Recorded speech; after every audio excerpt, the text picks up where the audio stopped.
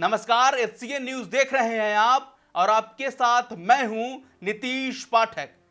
बिहार के पूर्व डीजीपी गुप्तेश्वर पांडे ने चुनाव से ठीक पहले वीआरएस लेकर सियासी किस्मत आजमाने के लिए जेडीयू का दामन थामा था।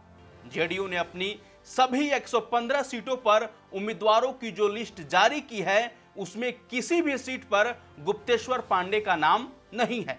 यह पहली बार उनके साथ ऐसा नहीं हुआ है, बल्कि 11 साल पहले भी गुप्तेश्वर पांडे वीआरएस लेकर बीजेपी से चुनावी मैदान में उतरना चाहते थे, लेकिन पार्टी ने उन्हें टिकट नहीं दिया। बीजेपी के बाद जेडीयू ने उन्हें गच्चा दे दिया। ऐसे में सवाल अब यह उठता है कि गुप्तेश्वर पांडे के पास क्या विकल्प बचता है। बता दें कि गुप्तेश्वर पांडे बिहार की बक्सर सीट से चुनाव लड़ने की जुगत में थे, पर एनडीए की सीट शेयरिंग में यह सीट बीजेपी के खाते में चली गई।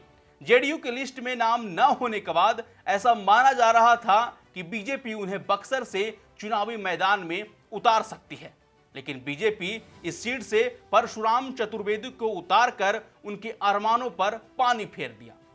टिकट न मिलने के बाद गुप्तेश्वर पांडे ने यह साफ कर दिया है कि इस बार बिहार का विधानसभा चुनाव नहीं लड़ रहे हैं। गुप्तेश्वर पांडे ने 11 साल पहले भी राजनीतिक मैदान में किस्मत आजमाने के लिए 2009 में वीआरएस लिया था। उस समय भी उनके लोकसभा चुनाव लड़ने की चर्चाएं काफी तेज थी। कहा जाता था कि गुप्तेश्वर पांडे बिहार की बक्सर लोकसभा सीट से बीजेपी के टिकट पर चुनाव लड़ना चाहते थे। गुप्तेश्वर पांडे को उम्मीद थी कि बक्सर से बीजेपी के तत्कालीन सांसद लालमुनि चौबे को पार्टी दोबारा से प्रत्याशी नहीं बनाएगी। ऐसे में वह पुलिस की नौकरी से इस्तीफा देकर सियासी गोटियां सेट करने में लग गए थे। बीजेपी नेताओं के साथ पांडे ने अपने समीकरण भी बना लिए थे और टिकट मिलने का पूरा भरोसा भी हो गया था। गुप्तेश्वर पांडे के नाम की घोषणा होती उससे पहले ही बीजेपी नेता लालमुनि चौबे ने बागी रुख अख्तियार कर लिया था। इससे बीजेपी ने अपनी रणनीति में बदलाव करते हुए लालमुनि चौबे को ही मैदान में उतारने का फैसला किया। इस्तीफा दे चुके पांडे के सियासी अरमानों पर पानी फिरने के बाद गुप्तेश्वर पांडे दोबारा से पुलिस सर्विस वापस कर गए थे। अभिनेता सुशांत सिंह राजपूत की मौत के मामले में अपने बयानों से देश भर में चर्चा का केंद्र बने गुप्तेश्वर पांडे का नाम जेडीयू उम्मीदवारों की सूची में नहीं आया, तो इसे लेकर भी सोशल मीडिया पर खूब चर्चाएं हुई। बाद में पांडे ने फेसबुक पर बयान जारी किया। पांडे ने फेसबुक पोस्ट पर लिखा कि अपने अनेक शुभचिंतकों से फोन से मैं परेशान हूं। मैं उनकी चिंता और परेशानी भी समझता हूं। मेरे सेवा मुक्त होने के बाद सबको उम्मीद थी कि मैं चुनाव लड़ूंगा, लेकिन मैं इस बार विधानसभा का चुनाव नहीं लड़ रहा। हताश निराश होने की कोई बात नहीं है, धीरज रखें। उन्होंने कहा, मेरा जीवन संघर्ष में ही बीता है। मैं जीवन भर जनता की सेवा में रहूंगा। कृपया धीरज रखें और मुझे फोन नहीं करें। बिहार की जनता को मेरा जीवन समर्पित है। मैं अपनी जन्मभूमि बक्सर की धरती और वहां के सभी जाति मजहब के सभी बड़े छोटे भाई बहनों, माताओं और नौजवानों को पैर छूकर प्रणाम कर रहा हूं। अपना प्यार और आशीर्वाद बनाए रखें। दिलचस्प बात यह है कि दोबारा से उसी प्रकार बक्सर सीट चुनावी मैदान में उतरने के लिए उन्होंने डीजीपी का पद छोड़ दिया। मुख्यमंत्री नीतीश कुमार की मौजूदगी में जेडीयू की सदस्यता भी ली। ऐसे में उनके बक्सर सीट से चुनाव लड़ने की अटकलें काफी दिनों से तेज थी। हालांकि इस बार गुप्तेश्वर पांडे के अरमानों पर पानी इसलिए भी फिर गया क्योंकि बक्सर सीट बीजेपी के खाते में चली गई। अब बीजेपी बक्सर सीट से परशुराम चतुर्वेदी को अपना प्रत्याशी बना दिया है। अब उन्होंने कह दिया है कि इस बार चुनाव नहीं लड़ेंगे।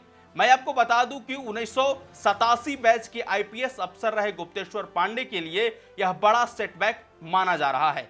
लेकिन एक तथ्य यह भी है कि गुप्तेश्वर पांडे अकेले ऐसे डीजीपी नहीं हैं जिन्हें राजनीतिक रास नहीं आई।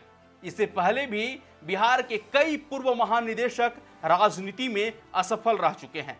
जी हां, गुप्तेश्वर पांडे से पहले बिहार के डीजीपी रह चुके 3 पूर्व पुलिस महानिदेशकों ने भी राजनीति में किस्मत आजमाई थी, लेकिन वे सभी अपनी पॉलिटिकल पारी में नाकामयाब रहे थे। सबसे पहले 2004 में पूर्व डीजीपी डीपी ओझा बेगूसराय से सीपीआईएमएल के टिकट पर लोकसभा का चुनाव लड़कर हार गए। इसी क्रम में पूर्व पुलिस महानिदेशक आशीष रंजन सिन्हा का भी नाम शामिल है। राजद से जुड़ने के बाद उन्होंने कांग्रेस के टिकट पर 2004 में नालंदा से लोकसभा का उपचुनाव लड़ा था, लेकिन हार गए। बिहार के डीजीपी रहे आरआर प्रसाद ने त्रिस्तरीय पंचायती राज व्यवस्था में से राजनीति में एंट्री मारी, पर चुनावी मैदान में असफल रहे। बक्सर सीट बीजेपी के खाते में चले जाने के बाद भले ही गुप्तेश्वर पांडे के लिए राजनीतिक तौर पर झटका माना जा रहा हो, लेकिन अभी भी उनके सामने राजनीतिक विकल्प मौजूद है, राजनीतिक विकल्प बंद नहीं हुए हैं। वह वाल्मीकि नगर लोकसभा उपचुनाव में जेडीयू के उम्मीदवार हो सकते हैं। वाल्मीकि नगर लोकसभा उपचुनाव भी बिहार विधानसभा चुनाव के साथ ही होना है। अगर यहां भी उनको टिकट नहीं मिलता है तो उनके पास और भी विकल्प मौजूद हैं। जैसे बिहार में राज्यपाल कोटे के 12 विधान परिषद सदस्यों का मनोनयन होना है। चुनाव के बाद जेडीयू की सत्ता में वापसी होती है तो नीतीश कुमार के हाथों में होगा कि वह किसे उच्च सदन भेजते हैं। ऐसे में गुप्तेश्वर पांडे अब एमएलसी पद का दांव भी चल सकते हैं। इस खबर पर आपकी क्या राय है? आप अपने राय हमारे कमेंट बॉक्स में जरूर बताएं। शुक्रिया।